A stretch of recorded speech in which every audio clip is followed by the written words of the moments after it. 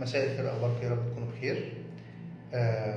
الفيديو ده انا مش هتكلم فيه عن موضوع كبير يعني، بس هتكلم عن نقطه كده كانت اتقالت لي من كذا حاله عشان بس اوضح لك نقطه مهمه واذكر بيها شويه نقط تانيه. كان في بيشنت بتتكلم من فتره ان هي بتقول لي يا دكتور انا الفكره كلها ان انا اثناء فترات الجماع ساعات بلاقي في افرازات نازله من الثدي. تمام. فانا هوضح نقطه مهمه جدا جدا. تمام. من الحاجات، ودي يمكن الناس مش عارفاها او مش مدركاها شويه، ان من الحاجات اللي ممكن ترفع هرمون اللبن عند السيدات بشكل طبيعي وبيكون اكسبتد عادي خالص هو جزئيه السكشوال انتركورس. ساعات اثناء السكشوال انتركورس او اثناء الجماع بيكون في نوع من انواع الاورجازم او النشوه او الكلام ده كله، من ضمن الاعراض اللي بيحصل زياده في افراز هرمونات معينه زي الاكستوسن والبرولاكتين، فده بيخلي ساعات في اضرار للبن او افرازات بتطلع من الثدي في الناحيتين. تمام. وبما ان قلنا الجزئيه دي فانا حابب اقول لكم نقطه مهمه شويه، الا وهي ايه الحاجات اللي بيكون مقبول فيها ظهور او ارتفاع هرمون اللبن. اول حاجه هنتكلم عنها خلاص، هرمون اللبن ده هرمون من الهرمونات اللي بيتم افرازها من الغده الرحميه عشان خاطر يعمل تحفيز وتجهيز للثدي عشان يبتدي يطلع اللبن عشان خاطر الولاده والافلام والكلام ده كله. هل دايما بيكون موضوع افراز هرمون برولاكتين او دايما ريليتد لموضوع الرضاعه بس او الحمل بس؟ قال لك لا، وهي بقى دي الجزء اللي بيقول لك هي الوسائل او الحاجات الطبيعيه اللي ممكن نلاقي فيها ارتفاع في هرمون اللبن، لكن مش بالضروره تكون عندك مشكله، حاجه عاديه خالص. تمام. لو قلنا الحاجات العاديه اللي موجوده اللي بتخلي فيه ارتفاع في هرمون اللبن، طبيعي جدا ان انا ست حامل، طبيعي جدا ان اثناء فتره الحمل بيحصل ارتفاع في هرمون اللبن، وده شيء طبيعي وعادي جدا، لان جسمك بيجهز نفسه على مرحله جايه ما بعد الولاده، الا وهي مرحله ان يكون في لبن موجود عشان خاطر الرضاعه بتاعت الطفل، فطبيعي يحصل زياده في الموضوع بتاع هرمون اللبن في الحادثه دي، وبتوصل النسبه بتاعتنا ممكن توصل معانا تقريبا اب تو 200. تمام. طب يا دكتور النهارده انا اوريدي اكشولي خلصت وحملت وولدت وبرضع، فهنلاقي برضه الرضاعه عندنا مرتفع 150 فيما فوق، وده شيء طبيعي ان انا بربع مللتر، وده شيء طبيعي واكسبتد جدا برضه. طب ايه تاني الحاجه الطبيعيه اللي ممكن الاقي معاها ارتفاع في هرمون اللبن؟ تمام. زي ما قلنا السليبنج ساعات بيعمل حاجه زي كده، اللي هي نوم فترات طويله، ممكن من الحاجات اللي بتخلي في ارتفاع بسيط في هرمون اللبن عندنا. النقطه الثانيه اللي بتحصل معانا ديورينج سيكشوال انتركورس اثناء عمليه الجماع، من الحاجات اللي بترفع برضه وجود هرمون اللبن، عشان دكتور البعض اثناء الجماع بتلاقي يدخل ان في افرازات لبنيه او لبن بينزل من الثدي، وده بيكون ساعات عادي جدا اثناء فترات الجماع كنوع من انواع هنقول ريسبونس للاكسايتمنت اللي ناتج عن هذا الموضوع. واخيرا ودي نقطه برضه مهمه جدا، تمام، الهايبوغليسيميا هو السكر، ده بيكون من الحاجات اللي ممكن تعمل حاجه زي كده. تمام. ونلاقي الموضوع ده بيبقى ليه تاثير كبير جدا جدا بالنسبه لبعض السيدات، ان دي من الحاجات اللي ممكن تخلي الموضوع ده يحصل عندها. تمام.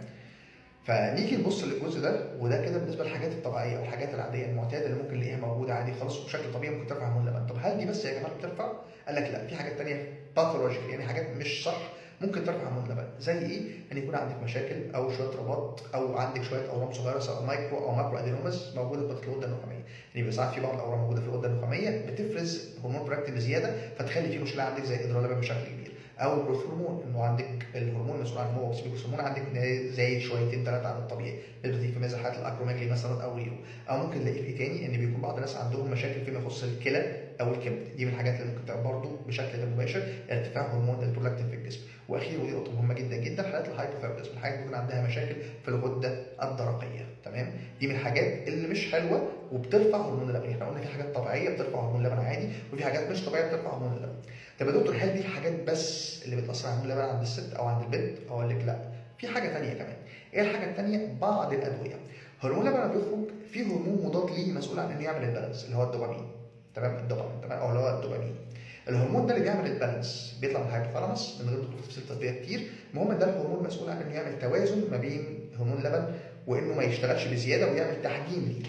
طب دلوقتي لو ده الهرمون اللي موجود في الجسم مسؤول عن هذا البالانس، لو انا باخد ادويه بتبوظ الهرمون الثاني ده اللي هو الدوبامين، تخليه ما بيشتغلش بشكل كويس، بنسميه انتي دوبامينرجيك دراجز. في ادويه بتتاخد هي ليها تاثير بيخلي الهرمون ده ما يشتغلش كويس. طب دلوقتي الهرمون اللي بيعادل البرولاكتين ما عادش شغال، معناها ان ده ملوش حاجه توقفه، فبقى تاثيره اكثر ظهورا، فبقت اعراضه اكثر شيوعا. فالادويه دي اللي بناخدها والستات مش عارفه حاجه زي كده، ان انا ساعات استخدام ادويه زي الموانع الحمل اللي هي الكوبايد اوراكل او البي او بيز اللي هي اعاده هرمون او فلات هرمون بتعمل حاجه زي كده.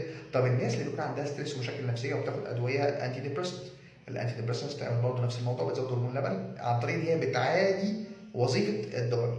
تمام. فتلاقي الناس اللي بتاخد حاجه زي الدايسبان بيبقى عندها نفس المشاكل او مشتقات ترانكلايزرز كلها.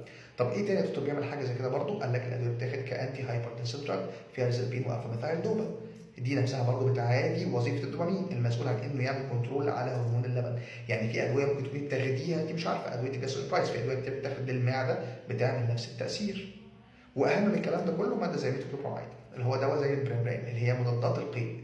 ده تحديدا من الحاجات اللي بشكل غير مباشر بتزود هرمون اللبن، مش ان هي بتشتغل عليه هو وتزوده بشكل مباشر، بس بتضاد الهرمون المسؤول عن تثبيته اللي هو الدوبامين. طب دلوقتي انا النهارده كست ايه الاعراض اللي ممكن اشوفها من حاجه زي كده، او ايه المشاكل حاجه زي كده؟ ارتفاع هرمون اللبن في المجمل ده بيكون مؤشر لان هرمونات التبويض الموجوده عندك المسؤوله عن تكوين بويضه كويسه بتقل. عشان كده السيدات اللي بترضع بشكل كويس بيبقى ساعات عندها التبويض مش احسن حاجه، الا السيدات اللي عندها خصوبه عاليه. طبعا احنا قلنا في السيدات بترضع وبتكمل برضه في فيديو قبل كده، لكن بتكلم ان ارتفاع هرمون اللبن بيكون مؤشر لانخفاض هرمونات ثانيه مسؤوله عن ان يحصل عندنا تبويض، فبشكل او باخر هي وسيله غير مباشره لمنع الحمل. تمام؟ طب الست النهارده بتشتكي من الكلام ده كله، ايه اكتر حاجه الست بتعاني منها في الموضوع ده؟ دي المهم بالنسبه لنا. سيب بقى من موضوع اضطرابات الدوره، الشعر زياده في الجسم، سيب من كل الكلام ده، احنا الكلام ده كله عارفين اوريات طبيه. تمام؟ بس اكتر حاجه بتعمل لها مشاكل او اكتر حاجتين الست بتعاني منهم نتيجه ارتفاع هرمون اللبن عندها، حاجتين مهمين جدا. ايه هما الحاجتين دول؟ رقم واحد بي ام اس. تمام؟ بريميوس سندروم اللي هي الام ما قبل الطمس، اللي عندها الام شديده جدا جدا جدا قبل نزول الدوره بتاعتها. تمام؟ دي نقطه، وتحصل ليه من نزول الدوره.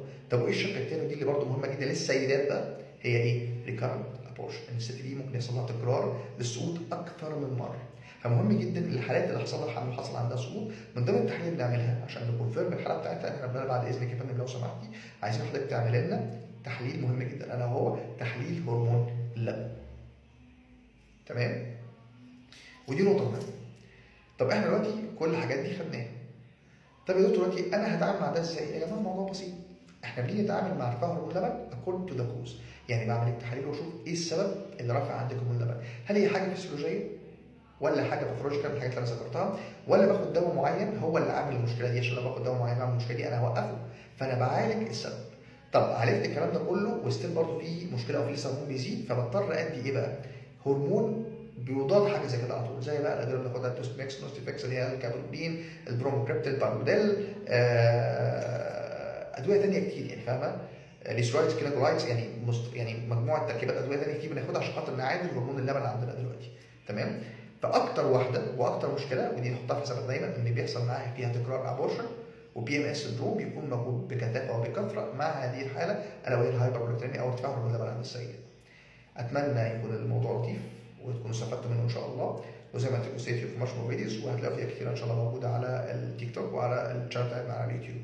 ثانك يو سو ماتش فور واتشنج، ميرسي جدا جدا ليكم، وفي انتظار ان شاء الله فيديوهات ثانيه كتير. وباي ذا واي بقى في دايما مواعيد بنفتح فيها لايف، هي مش محتاجه للاسف عشان خاطر نظام الشغل او ظروف شغل يعني، بس بنفتح لايف من وقت للتاني بنرد فيها على الاسئله بتاعتكم، وبيكون في استشارات طبيه متاحه كمان لو انتوا عايزين تحجزوا من خلال اللايف، كل ده بيكون افيلابل ان شاء الله. ثانك يو سو ماتش، ميرسي جدا جدا ليكم، باي باي.